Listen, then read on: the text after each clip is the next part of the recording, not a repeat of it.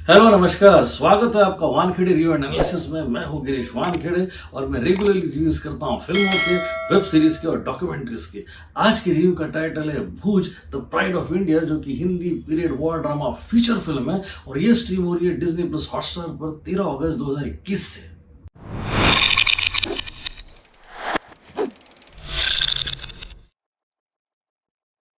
पूना के एक रेस्टोरेंट के आगे एक बोर्ड टंगा था, हमारे लिए आलसी पत्नियां भगवान है। सच बात है, अगर हमारे घर में खाना बनाने वाली पत्नियां या पति आलसी हो तो फिर ऐसे रेस्टोरेंट्स तो चलेंगे ही। इनके लिए तो ये आलसी लोग ही इनके भगवान हैं। ठीक उसी तरीके से हिंदी फिल्म इंडस्ट्री में भी ऐसे कई आलसी राइटर्स हैं जिनके आलस भरे लिखान के कारण कई सारी फिल्में जो ऐतिहासिक तथ्यों पर आधारित है वो फिल्में धराशायी हो रही है। और इन्हीं फिल्मों में एक ताज़ा उदाहरण है भूज द प्राइड ऑफ इंडिया, जिसका इंटेंशन अच्छा है और एग्जीक्यूशन भी अच्छा है, लेकिन आलस भरे लिखान के कारण ये फिल्म आपके दिल को छू नहीं पाती। जरा सा पीछे मुड़कर देखे तो 1965 में आई थी मनोज कुमार स्टारर शहीद, जिसपे मनोज कुमार ने रोल किया था भगत सिंह का। और वो जब उनकी मां से मिलने गए थे तो उन्होंने कहा था कि हाँ, ये लगता तो भगत सिंह ही है। फिर मनोज कुमार साहब ने उस वक्त के प्रधानमंत्री श्री लाल बहादुर शास्त्री के जय जवान जय किसान के नारे और उनके अनुरोध पर बनाई थी 1967 की उपकार।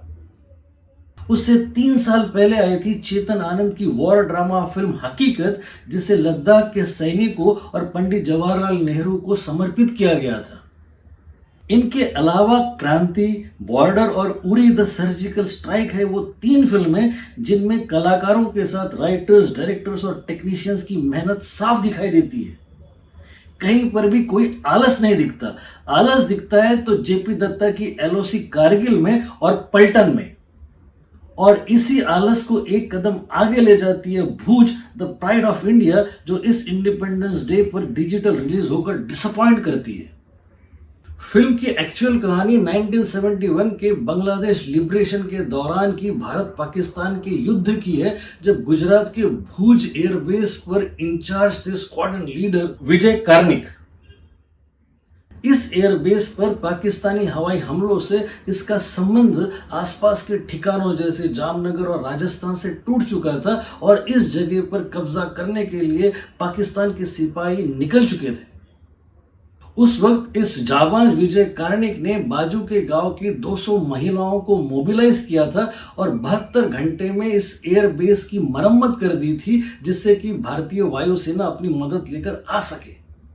इस मूल कहानी में दूसरी, तीसरी, चौथी और फिर 5वीं, 6ठी कहानी को जोड़कर उसे सिनेमैटिक लिबर्टी के नाम पर इतना बड़ा बना दिया गया है कि वो लार्जर देन लाइफ या फिल्मी लगे, और इसमें उसका परिणाम बड़ा ही हास्यास्पद होकर रह गया है। फिल्म के हीरो है अजय देवगन, जिनकी एंट्री होती है जीप चलाते हुए हवाई हमलों के बीच में, जिसमें वो जीप से गिर जाते हैं। फिर वो उठते हैं और थोड़ी देर के बाद फिर मैदान में गिर जाते हैं। उसके बाद वो कई बार गिरते हैं, पर वो इतने गिरे हुए नहीं है कि गिरकर उठ ना सके।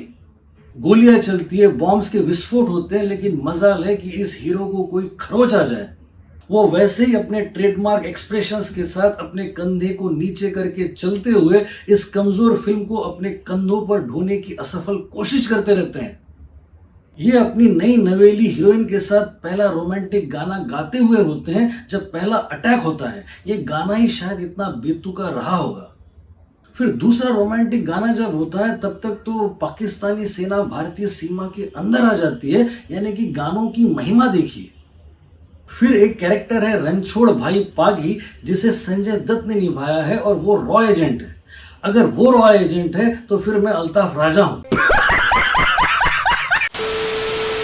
ये रॉ एजेंट रंगी बिरंगी कपड़े पहनता है, मानो वो गरबा खेल कर आया हो। वो इंपॉर्टेंट दिखने की कोशिश में हर जगह पाया जाता है, जैसे एक्शन सीन्स में हो या फिर गानों के पासिंग शॉट्स में हो या फिर भारतीय और पाकिस्तानी कमांडर्स के सामने पहुंचना हो, जहां पहुंचकर वो एक दूसरे देशों की खबरें देता है।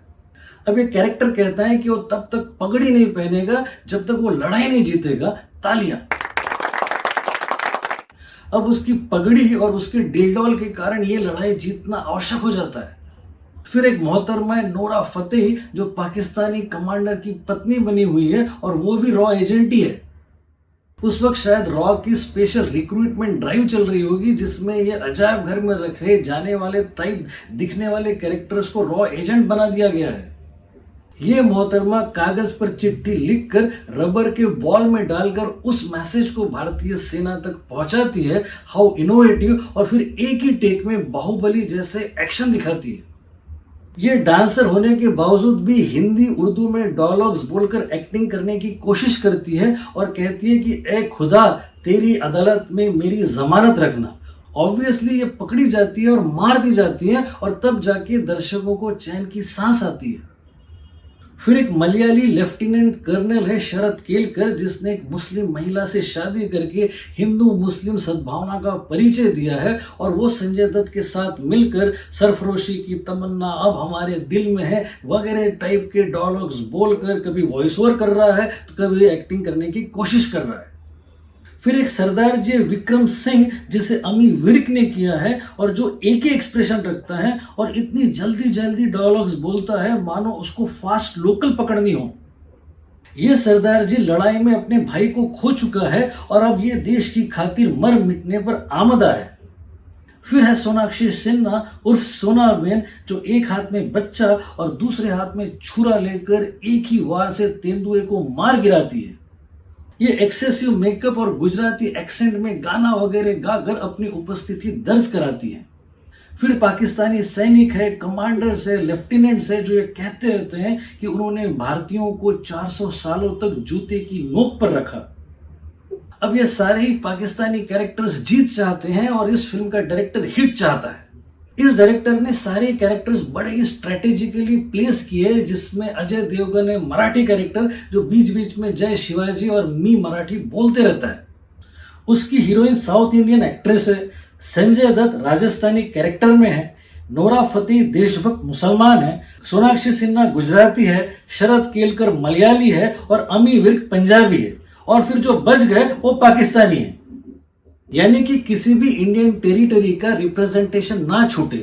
इसमें ये डाल दो, इसमें वो डाल दो, वो जरा ज्यादा कर दो, ये जरा कम कर दो, ऐसा करते हुए फिल्म की मौलिकता के साथ खेला गया है, जिसके कारण ये 113 मिनट की फिल्म बड़ी ही कार्डबोर्ड नुमा कमजोर लगती है। इस फिल्म की कम से कम 7 खामियां मैं आपके सामने गिना सकता हूं। सबसे पहली खामी अप्रोच।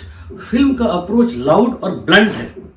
हिंदू मुस्लिम समुदाय, क्लास, कास्ट और देशभक्ति को सिक्का बनाकर उछाला गया है। सस्ती देशभक्ति को बड़ी ही बेदर्दी से बिना किसी टैलेंट से आपके सामने परोसा गया है। दूसरी खामी है स्क्रीन प्ले। ऐसा कमजोर स्क्रीन प्ले कई सालों में कभी कभार ही लिखा जाता है।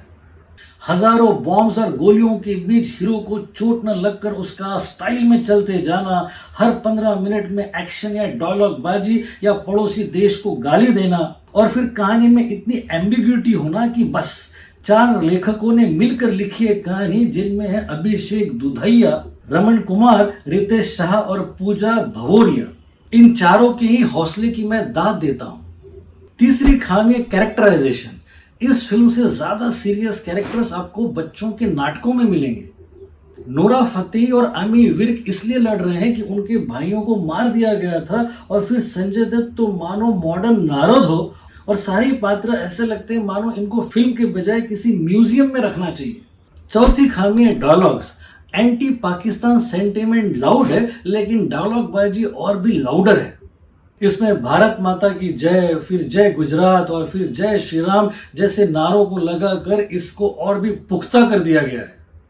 औरत कमीज के बटन से लेकर टूटी हुई हिम्मत तक जोड़ सकती है, ऐसे है डायलॉग्स, और क्या कहें। पांचवी खामी है म्यूजिक। बैकग्राउंड म्यूजिक इरिटेटिंग है और गाने भी अनइम्प्रेसिव है।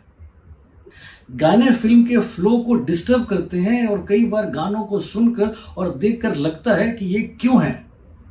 छठी खामी है एक्टिंग। अजय देवगन एकदम कमजोर है अपने किरदार में।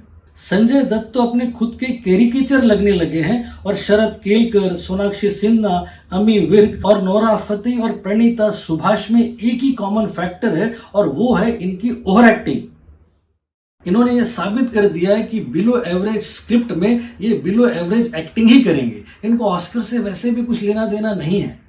और सातवीं खामी है डायरेक्शन। डायरेक्टर अभिषेक दुधैया ने जितना भी नाम टेलीविजन पर सीरियल्स करते हुए कमाया है, वो सारा ही नाम इस फिल्म को बनाकर बिगाड़ दिया है। बला का आलस, अपरिपक्वता और बच्चों की सी नासमझी दिखाई देती है उनकी डायरेक्शन में। एक एंसेंबल स्टारकास्ट को कैसे वेस्ट किया जाता है, ये कोई इनसे सीखे। इन 7 खामियों के अलावा मैं आपको बता दूं कि इस तरह की नकली फिल्मों को बनाने का प्रचलन कई सालों से चलता आया है और OTT प्लेटफॉर्म्स के आने के बाद ये चलन और भी बढ़ गया है। झूठी और सस्ती देशभक्ति को परोसकर ये कौन सा झंडा ऊंचा रखना चाहते हैं, भगवान जाने। एक छोटी सी अच्छी मौलिक कहानी को खींच कर इलास्टिक बनाकर उस इलास्टिक को ही तोड़ दिया गया है। अब उसमें आप मौलिक कहानी को खोजते रह जाएंगे।